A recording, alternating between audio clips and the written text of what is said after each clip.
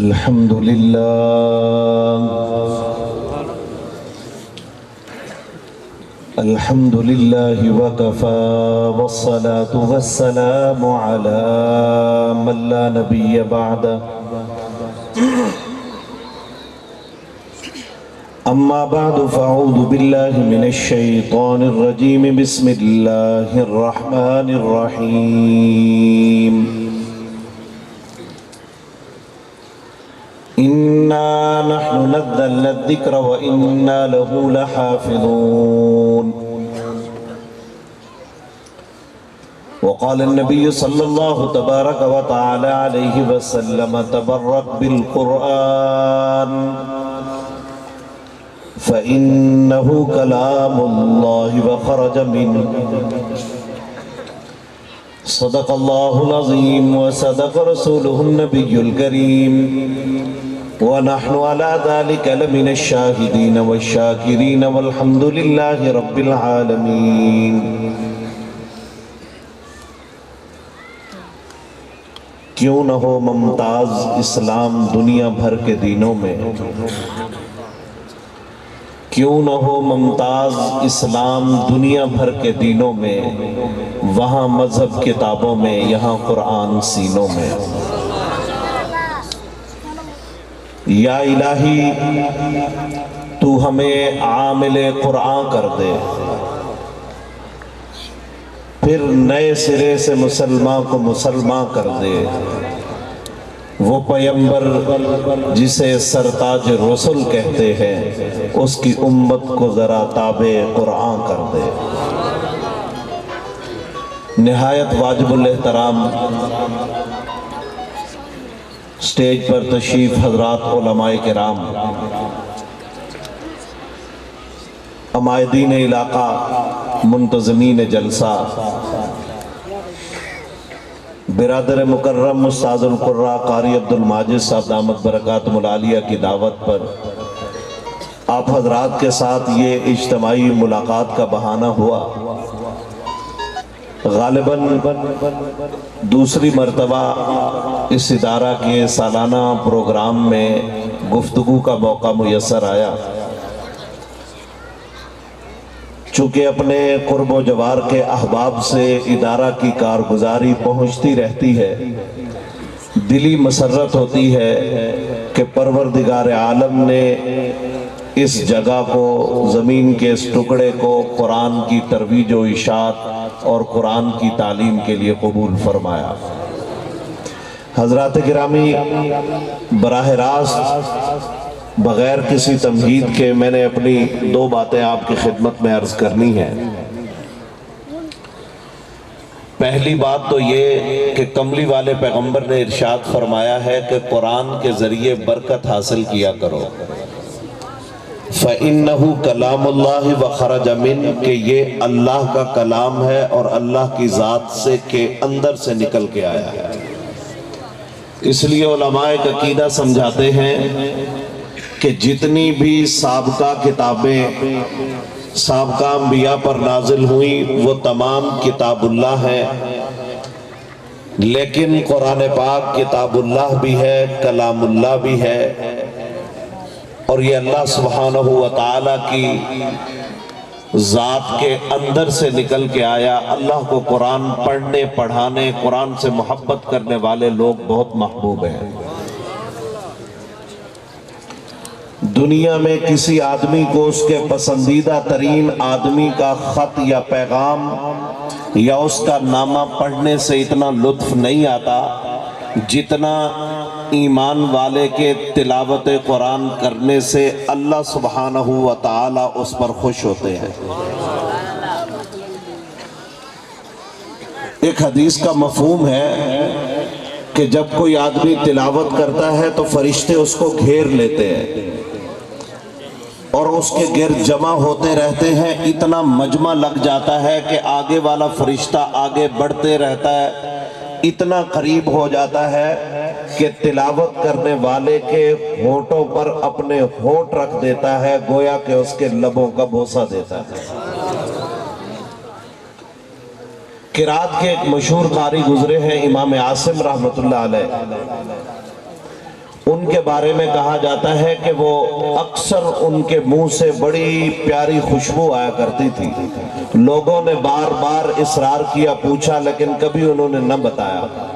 کچھ تلامذہ شاگرد پیچھے پڑ گئے کہ حضرت ہمیں آج تو جان کر رہیں گے.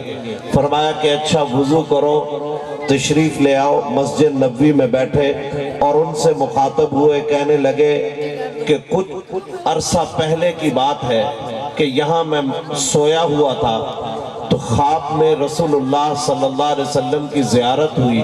آقا نے فرمایا کہ عاصم تم میری مسجد میں اللہ کا قرآن لوگوں کو پڑھاتے ہو، لاؤ میں تمہارے لبوں کو بوسہ دیتا ہوں. جب سے رسول اللہ نے میرے ہونٹوں کو بوسہ دیا ہے اس وقت سے میرے منہ سے ایسی خوشبو آتی ہے کہ دنیا کی کوئی خوشبو اس کا مقابلہ نہیں کر سکتی. اللہ سبحانہ و تعالیٰ کو قرآن پڑھنے پڑھانے والے لوگ بڑے محبوب ہیں. صحیح بخاری میں ایک روایت موجود ہے کہ رسول اللہ صلی اللہ علیہ وسلم نے ایک دفعہ حضرت ابی بن کعب رضی اللہ تعالیٰ عنہ کو بلایا اور حدیث میں آتا ہے حضور فرماتے ہیں اقرأکم ابی، تم میں سب سے بڑے قاری حضرت ابی بن کعب. حضور نے بلایا ابن کعب ادھر آؤ. جب وہ تشریف لے آئے حضور کو خدمت میں حاضر ہوئے تو آقا نے فرمایا کہ بیٹھو میں تمہیں سورہ بینہ کی تلاوت سناتا ہوں. تو وہ کہنے لگے یا رسول اللہ صلی اللہ علیہ وسلم مجھے ہی کیوں؟ فرمایا کہ اللہ کا حکم آیا ہے کہ ابن کعب کو سورہ بینہ کی تلاوت سناؤ. تو وہ بھی تو جانثار صحابی تھے، فوراً سوال کرنے لگے یا رسول اللہ صلی اللہ علیہ وسلم اللہ سمانی، کیا اللہ نے میرا نام لے کر کہا ہے کہ ابی بن کعب کو تلاوت سناؤ؟ حضور نے فرمایا اللہ سماک، ہاں ابن کعب اللہ نے تیرا نام لے کر کہا کہ میرے اپنے اس امتی کو، میرے اس بندے کو سورہ بینہ کی تلاوت سناؤ، آؤ میں تمہیں اللہ کا قرآن سناتا ہوں. اور احادیث کے مفاہیم سے یہ مضمون ملتا ہے کہ جب محشر کا میدان قائم ہو جائے گا، جنت جہنم کا فیصلہ ہو جائے گا، اہل جنت جنت میں شاداں و فرحاں ہوں گے، تو ایک دن اللہ فرمائیں گے مانگو مجھ سے کیا مانگتے ہو؟ وہ کہیں گے کہ سب کچھ ہے اللہ مل گیا اور کچھ نہیں چاہیے. فرمایا کہ کچھ ان کے پھر اہل جنت میں سے اللہ کسی کے دل میں بات ڈالیں گے. علماء کرام بھی اہل جنت میں ہوں گے تو کوئی جنتی اللہ سے فریاد کرے گا کہ اللہ اور کیا آپ دینا چاہتے ہیں؟ تو اللہ فرمائیں گے آج میں تم سے ہمیشہ ہمیشہ کی رضا کا اعلان کرتا ہوں، آج کے بعد میں تم سے کبھی ناراض نہیں ہوں. پھر اس کے بعد ایک دفعہ اللہ پاک پھر فرمائیں گے کہ کیا میں تمہیں کچھ ایسا عطا کروں جو تمہیں نہ ملا ہو؟ وہ کہیں گے اللہ اپنے رضا کا بھی اعلان کر دیا، اب ایسا اور کیا ہو سکتا ہے؟ تو اللہ پاک پورے اہل جنت کو جمع فرمائیں گے، تمام اہل جنت جمع ہوں گے اور خود خالق کائنات تمام اہل جنت کو جیسے اللہ کی شان کے لائق ہے کما یلیق بشانہ و جلالہ، اللہ تمام اہل جنت کو سورہ رحمان کی تلاوت سنائے. کتنے خوش نصیب ہوں گے. تو میں عرض یہ کرنا چاہتا تھا کہ قرآن سے اللہ کی ذات کا کرم پھوٹتا ہے، قرآن سے محبت کرنے والوں سے اللہ محبت کرتے ہیں. قرآن اللہ کی ذات کے اندر سے نکل کے آیا یہ کلام ہے. الحمد سے والناس تک قرآن کے عجائبات ختم نہیں ہو رہے. علماء تفسیر در تفسیر لکھتے چلے جا رہے ہیں، نت نئے زاویے اور پہلو سمجھ آتے ہیں. لفظ لفظ سے انسانیت کی ہدایت اور انسانیت کی ترقی کے راستے پھوٹتے ہیں. جب انسانیت کی عقل و خرد تھک جاتی ہے، قرآن کے پارے کھول کے دیکھتے ہیں تو انہیں ہدایت سامنے نظر آتی ہے. جب لوگ بے بس ہو جاتے ہیں، قرآن رہنمائی کرتا ہے، جب آنکھیں تھک جاتی ہیں قرآن امید پیدا کرتا ہے، جب ذہن ویران ہونے لگتے ہیں قرآن سرمایہ مہیا کرتا ہے۔ 14 صدیاں 15 صدیاں بیت گئی، تاریخ انسانی اس بات پر گواہ ہے کہ اہل اسلام نے قرآن سے محبت کی اور اس کو اپنا فخر اور امتیاز بنایا۔ دنیا والوں نے اسے عجب انداز میں پیش کیا ہوگا، قرآن سینہ در سینہ آیا، اس کا لہجہ بھی اللہ نے محفوظ رکھا، اس کی زبر زیر پیش کو محفوظ رکھا، اس کی ترتیب آیات کو محفوظ رکھا، اس کے وقف اور اس کے تلفظ اور ادائی کے تمام احکامات کو محفوظ رکھا۔ رسول اللہ پہ اترا، صحابہ تک پہنچا، تابعین تبع تابعین تک منتقل ہوا۔ آج 15 صدیاں بعد قرآن اسی رانائی کے ساتھ جیسے جبریل لے کر آئے تھے آج بھی انسانیت کی ہدایت کا ضامن ہے، جیسے الحمد جبریل لے کے آئے آقا پہ نازل ہوئی، نبوت کے لبوں سے وہ پھوٹی، پیغمبر کے دہن مبارک سے نکل کر جب وہ امت تک پہنچی، آج بھی اس کی رانائی اسی طرح ہے۔ تو اس لیے پھر مجھے کہنے دیجئے کہ یہ قرآن ہمارا امتیاز ہے، ہمارا فخر ہے، ہمارا شعور ہے، ہماری فکر کی معراج ہے، ایمان کی تازگی اور حلاوت ہے، ہمارا عقیدہ اور عقیدت ہے، ہماری تہذیب اور ثقافت ہے۔ بلکہ اس کو ایک نئے پیرائے میں لیجئے، دربار نبوت میں حاضر ہو جائیے، مسجد نبوی کا حلقہ دیکھیے، آقا تشریف فرما ہو، صحابہ کا جھرمٹ ہو، احکامات کی تعلیم ہو، نزول آیات ہو، پیغمبر کی زبان سے ورود احادیث ہو، صحابہ جھولیاں بھر رہے ہیں، دامن میں لے رہے ہیں، آنکھوں سے پیغمبر کا تبسم محفوظ کیا جا رہا ہے۔ آقا دیکھتے کیسے ہیں، صحابہ لکھ کے منتقل فرما رہے ہیں، نبوت کی قد و قامت کی ترتیب کو بیان کیا جا رہا ہے۔ آقا کے قدم اٹھے کیسے، حضور چلے کیسے، حضور نے بات کی کیسے، آقا پہ جلال کی کیفیت کیسے، نبوت کا رحم کیسے، یہ ساری چیزیں صحابہ نے منتقل کی۔ بلکہ اس کو خود خالق کائنات نے قرآن کے 30 پاروں میں جا بجا بیان کیا۔ جب میں مختلف عنوان اختیار کرتا ہوں تو بات پہنچتی ہے۔ حضرت حکیم الاسلام حضرت مولانا قاری محمد طیب قاسمی رحمہ اللہ کے ہاں حضرت قاسمی فرماتے ہیں کہ یار لوگوں، قرآن میں جتنی بھی آیات مبارکہ ہے گویا کہ نبوت کی سیرت کے ابواب کے عناوین ہے۔ ہر آیت سے جلوہ نبوت کا ایک اور عکس دنیا کے سامنے آتا ہے، دنیا اسے دیکھ کر راحت اور لذت حاصل کرتی ہے، اس سے سرور پاتی ہے۔ نبوت کا وہ صبر جس صبر کی بنیاد پر پرائے بھی قدموں میں گر گئے، وہ قرآن کے پاروں سے آیا ہے۔ پیغمبر کا وہ ایثار جس نے صحابہ کرام کو وَيُؤْثِرُونَ عَلَىٰ أَنفُسِهِمْ وَلَوْ كَانَ بِهِمْ خَصَاصَةٌ کا مصداق بنایا، وہ قرآن کی آیات سے پھوٹتا ہے، امت کے لیے مینارہ نور بنتا ہے۔ پیغمبر کی وہ شجاعت جو بدر و احد میں اسلام کی سربلندی کا ذریعہ بنی، وہ قرآن کے پاروں سے امت کو سمجھ آتی ہے۔ نبوت کی جہد مسلسل، پیغمبر کا تمام دنیا بھر کے کمالات وہ قرآن کے پاروں سے عیا ہو کر امت کی طرف آتے ہیں۔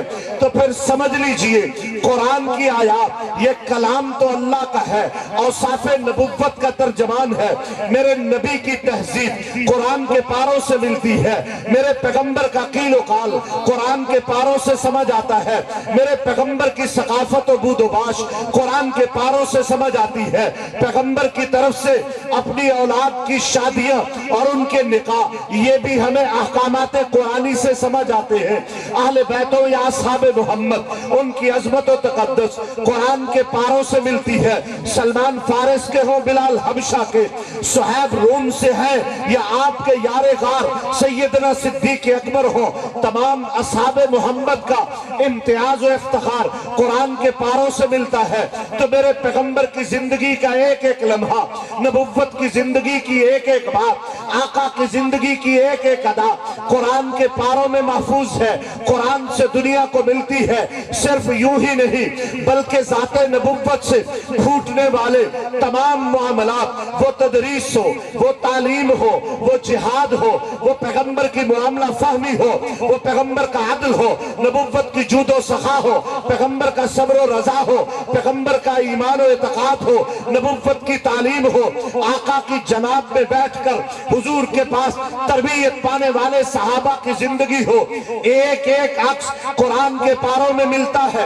ये एक मुकम्मल किताब है, ये ज़ाब्ता हयात है, ये नुस्ख़ा कीमिया है, ये इंसानियत की हिदायत का ज़ामिन है। इंसान के लिए हर खैर और शर कुरान में ज़ब्त करके बयान कर दी गई। ईमान वाले कामयाब, कुरान से समझ आया, बेईमान नाकाम और नामुराद, ये कुरान से समझ आया। तकवा की दौलत कुरान से समझ आती है, हिदायत का सरचश्मा कुरान से समझ आता है। आइए इस्लाम के अहकामात को उठा के देखिए, कुर्बानी के अहकाम वो भी कुरान में, हज के अहकाम वो भी कुरान में, नबुव्वत की नमाज वो भी कुरान में, पैगंबर की एक एक अमल वो भी कुरान में। कहीं नबुव्वत की जाती जिंदगी है, कहीं पैगंबर की इज्तिमाई जिंदगी है, कहीं पैगंबर के घर की जिंदगी है, कहीं पैगंबर की बाहर की जिंदगी है, कहीं दुश्मन के साथ मुआहदात है, कहीं रियासत मदीना का क़याम है, कहीं पे फतह मुबीन है, कहीं पे बदर का मारका है। कुरान की आयत में नुज़ूल हुआ, वो नुज़ूल जश्न नबुव्वत से फूट कर उम्मत तक पहुंचा। बस ये एक खजाना है जो मेरी तेरी हिदायत का परवाना है, निजात है तो कुरान में। कुरान कल भी निजात दहिंदा, कुरान आज भी निजात का ज़ामिन, कुरान कल भी मौजज़ा, कुरान आज भी मौजज़ा। जिब्रील लेके आए, कुरान उस वक्त मौजज़ा, आका पे आयात उतरी, कुरान उस वक्त मौजज़ा, नबुव्वत ने तलफ़्फ़ुज़ किया, कुरान उस वक्त मौजज़ा, सहाबा ने लिखा, कुरान उस वक्त मौजज़ा, उसकी तालीम दी, कुरान उस वक्त मौजज़ा, मुहद्दिसीन तक मुंतकिल हुआ, कुरान उस वक्त मौजज़ा। 15 सदियां बाद कुरान आज भी मौजज़ा, उसके अल्फाज मौजज़ा, उसके अनवारात मौजज़ा। इंसान कब्र में पहुंचेगा, कुरान कब्र में भी मौजज़ा। इंसान मीज़ान पे होगा, कुरान मीज़ान पे भी मौजज़ा। महशर कायम होगी, कुरान वहां भी मौजज़ा। मोमिन जन्नत में पहुंचेगा, कुरान वहां भी मौजज़ा। जन्नत में जन्नतुल मुअल्ला, जन्नतुल फिरदौस में होगा, कुरान वहां भी मौजज़ा। कुरान के कमालात कभी पुराने नहीं होते। जिसने इससे दिल लगाया वो दुनिया में कामयाब, वो आखिरत में कामयाब। जिसने कुरान से रिश्ता तोड़ा वो दुनिया में भी नाकाम। महशर में ऐलान, वक़ाल रसूल या रब्बी इन्न कौमी इत्तखज़ू हाज़ल कुरान महजूरा। रसूल कह रहे होंगे कि इस कौम में कुरान से रिश्ता जोड़ा। आइए दावत फिक्र है कि इन दीनी मदारिस, मकातब, मसाजिद के साथ अपना ताल्लुक उस्तवार कीजिए। कुरान पढ़ने पढ़ाने वालों को महबूब जा समझिए। मेरे बच्चों को जिसने कुरान की अलिफ बा ता सिखाई वो मेरा मुहसिन है, मेरा मुर्शिद है, मेरा उस्ताद है, मेरा मुअल्लिम है। मेरे बच्चों को पढ़ाया, अहले खाना को पढ़ाया, एक एक फर्द ने पढ़ा। ये कुर्रा न होते, चटाई पर बैठने वाला ये कारी न होता, ये मौलवी न होता। आज इसके सादा लिबास, फटे पुराने कपड़ों की तरफ नजर न कर, ये हकीकी मोहसिन है, खुदा का कुरान पहुंचा रहे हैं। जरूरत समर की है। मैं और आप अपनी जान माल के साथ, अपनी सलाहियत, शख्सी ताउन के साथ इन मदारिस के पुश्तीबान बने। ये आज भी हमारी कामयाबी के ज़ामिन है, कल भी हमारी कामयाबी के ज़ामिन होंगे। अक़ूलु क़ौली हाज़ा।